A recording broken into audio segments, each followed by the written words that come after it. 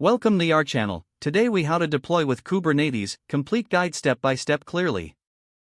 First, ensure you have a Kubernetes cluster set up and running. You can use services like Google Kubernetes Engine, Amazon EKS, or create a local cluster using Minikube. Next, install the Kubernetes command line tool, kubectl, on your machine. Verify the installation by running kubectl version in your terminal. To begin deploying, create a deployment configuration file in YAML format.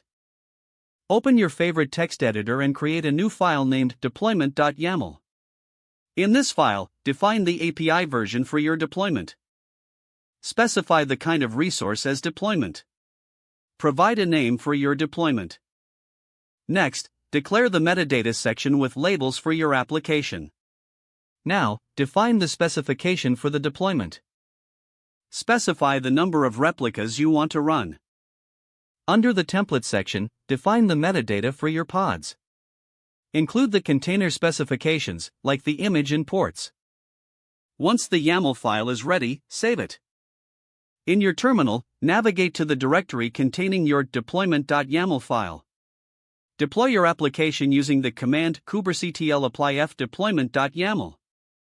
Check the status of your deployment by running kubectl get deployments. You can see that Kubernetes has created the specified number of pods. To verify that the pods are running, use the command kubectl get pods. If any pods aren't running, describe them to investigate issues using kubectl describe pod name. To access your application, create a service to expose your deployment. Create a new YAML file named service.yaml. In this file, define the API version and kind of resource as service. Set the metadata for your service and specify the type of service, such as cluster IP or load balancer. Link the service to your deployment by referencing the deployment labels.